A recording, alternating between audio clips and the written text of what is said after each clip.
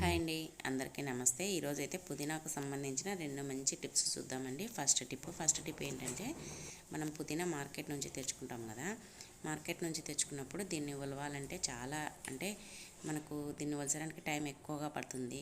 మనకు టైం తక్కువగా ఉంది, ఎక్కడికైనా బయటికి వెళ్ళాలన్నప్పుడు కానీ, లేదంటే దీన్ని ఒలుచుకోవడానికి ఎక్కువ తెచ్చుకున్నప్పుడు ఒలుచుకోవాలంటే చాలా కష్టం కదా. అలా ఒలుచుకోవాలన్నప్పుడు చూడండి, ఈ విధంగా మనం తీస్తే చాలా టైం పడుతుంది.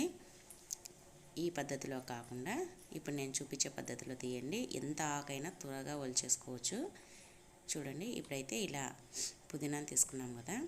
తీసుకున్నాక పైన ఉంటుంది కదా చివరలా, అది తుంచుకొని తర్వాత దాన్ని ఇలా రివర్స్లో అన్నామంటే మొత్తం ఆకు మొత్తం వచ్చేస్తుందండి. చూడండి, ఇలా తుంచుకున్నామంటే మనం ఎంత ఆకైనా తొందరగా తుంచేసుకోవచ్చండి.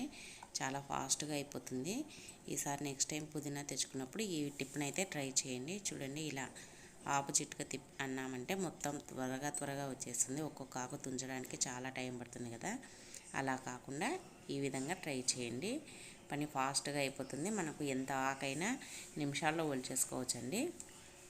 ఈ టిప్ని మీకు నచ్చినట్టయితే వీడియోని లైక్ చేయండి.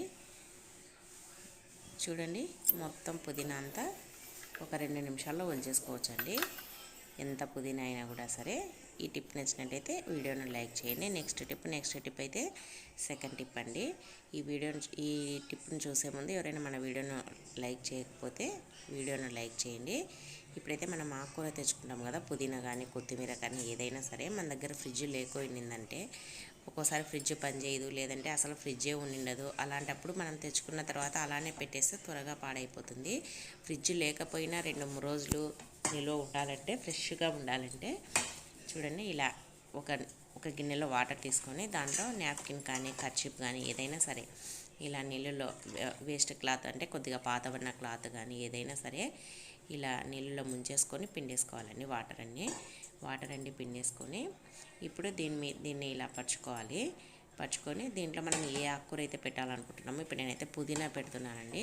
పుదీనా కానీ కొత్తిమీర కానీ మిగతా ఆకుకూరలు, తోటకూర కానీ ఏవైనా సరే ఇలా చుట్టేసి, గోంగూర కానీ ఇలా చుట్టేసి పెట్టేసినామంటే ఒక 2-3 రోజుల వరకు ఇప్పుడు మనం తెచ్చుకున్నప్పుడు ఫ్రెష్గా ఎలా ఉందో అలానే ఉంటుందండి. ఒక 4-5 రోజుల వరకు కూడా కొద్దిగా బాగానే ఉంటుంది.